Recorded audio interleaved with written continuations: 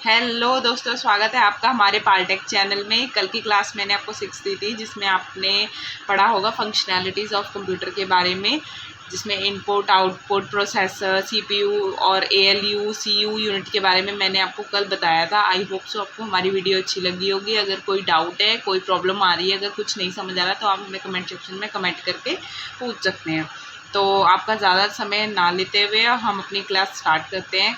आज की क्लास में मैं आपको बताऊंगी कि कंप्यूटर, ठीक है, वो कंप्यूटर होता है क्या, कंप्यूटर के पार्ट्स कैसे होते हैं, फिजिकल होते हैं, कुछ सॉफ्टवेयर्स होते हैं, ऐसे, ठीक है। तो मैं आपको फर्स्ट डिफाइन करूंगी कि कंप्यूटर जो होता है, एक उसका पार्ट होता है हार्डवेयर और एक होता है सॉफ्टवेयर। हार्डवेयर मीन्स आपको सभी को पता होगा जिसे हम छू सकते हैं, वो हार्डवेयर होता है। जो सॉफ्टवेयर होता है जिसे हम हाथ नहीं लगा सकते हैं, जिसे हम टच नहीं कर सकते हैं, ठीक है। ये बेसिक सी बात हुई। और आगे जो हार्डवेयर है, हार्डवेयर तो सिंपली बात है कि हार्डवेयर डिवाइसेस ही होते हैं, ठीक है। सॉफ्टवेयर जो है वो फर्दर और डिवाइड है, सिस्टम सॉफ्टवेयर और एप्लीकेशन सॉफ्टवेयर, ठीक है। ये एक फिगर है जिसके थ्रू मैंने आपको इतनी बड़ी बात डिफाइन कर दी। अब मैं आपको इसके बारे में थोड़ा थोड़ा डेफिनेशन देके बताऊंगी। हार्डवेयर क्या होते हैं? The electric and mechanical equipment that makes up a computer is called hardware, ठीक है। जो इलेक्ट्रॉनिक डिवाइस है, इलेक्ट्रिक डिवाइसेस है, और कुछ मैकेनिकल मीन्स जो मैकेनिकल हार्डवेयर डिवाइसेस हैं जो कंप्यूटर के साथ जुड़े होते हैं, उन्हें हम कहते हैं हार्डवेयर, ठीक है।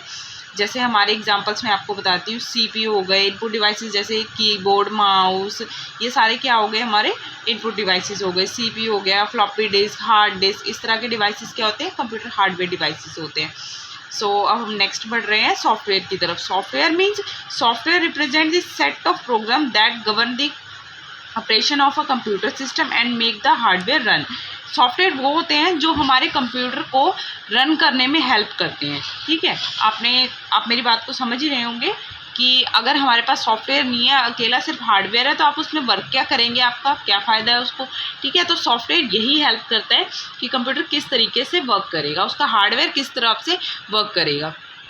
अब मैं बताऊंगी सॉफ्टवेयर, ठीक है। सॉफ्टवेयर भी अपने आप में आगे जाके दो पार्ट्स में डिवाइड थे, मैंने आपको पीछे ही बताया था, ठीक है। वो होते हैं एक सिस्टम सॉफ्टवेयर और एक एप्लीकेशन सॉफ्टवेयर। सॉफ्टवेयर भी दो तरह के होते हैं, एक एप्लीकेशन सॉफ्टवेयर है और एक सिस्टम सॉफ्टवेयर है।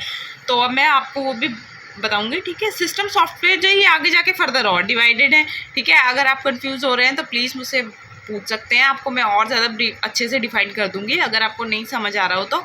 वैसे ये बहुत ईजी होता है, अगर आपको एक बार समझने की कोशिश करेंगे, आप साथ साथ बनाते जाएंगे ऐसे फिगर, तो आपको समझ आता जाएगा। तो मैं आपको बता रही हूँ सिस्टम सॉफ्टवेयर। सिस्टम सॉफ्टवेयर भी दो पार्ट्स में डिवाइड है, एक है ऑपरेटिंग सिस्टम, एक लैंग्वेज प्रोसेसर, ठीक है। जो ऑपरेटिंग सिस्टम होता है, operating system it is a program which act as an interface between a hardware and user, ठीक है।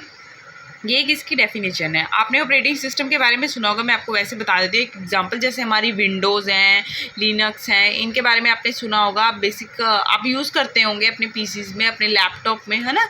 तो ये सारे क्या होते हैं, हमारे वही होते हैं, ऑपरेटिंग सिस्टम होते हैं, ठीक है। ये क्या करते हैं, हमारे और हार्डवेयर के बीच में एक इंटरफेस प्रोवाइड करते हैं कि हमारी जो एप्लीकेशन है किस तरह से वर्क करेगी, जो हमारा उसमें सॉफ्टवेयर है वो किस तरह से वर्क करेगा। वो सारा कुछ किस पे डिपेंड करता है, हमारे ऑपरेटिंग सिस्टम पे डिपेंड करता है। सेकंड हमारा आता है लैंग्वेज प्रोसेसर। लैंग्वेज प्रोसेसर क्या होता है? लैंग्वेज आपने सुनी ही होंगी, C plus plus, BASIC, COBOL, Fortran, ठीक है। ये इस तरह की लैंग्वेजेस होती हैं, इनको प्रोसेस करता है। अब मैं आपको इसकी डेफिनेशन बता रही हूँ। The system program which perform task such as processing program to machine code, ठीक है। जो हमने एक एप्लीकेशन बनाई है, सपोज कर लीजिए, ठीक है, एक प्रोग्राम लगाइए। अगर आपने बेसिक प्रोग्रामिंग लैंग्वेजेस की हैं तो आपको समझ आ रही होगी मेरी बात, ठीक है। हम जो प्रोग्राम लिखते हैं वो कैसे लिखते हैं, हम अपनी लैंग्वेज में लिखते हैं। जैसे हमें इंग्लिश आती है तो हम इंग्लिश में लिखते हैं वो प्रोग्राम, है ना। फिर उसके ऊपर कंप्यूटर को क्या समझ आता है, 0 और 1 ही समझ आता है, ओनली वो 0 और 1 को ही समझता है ना। तो वो क्या करता है, हमारा जो लैंग्वेज प्रोसेसर होता है वो उस चीज़ को कन्वर्ट करता है कि ताकि पीसी कंप्यूटर समझ सके कि मैंने क्या लिखा है, मैंने क्या कोड भेजा है।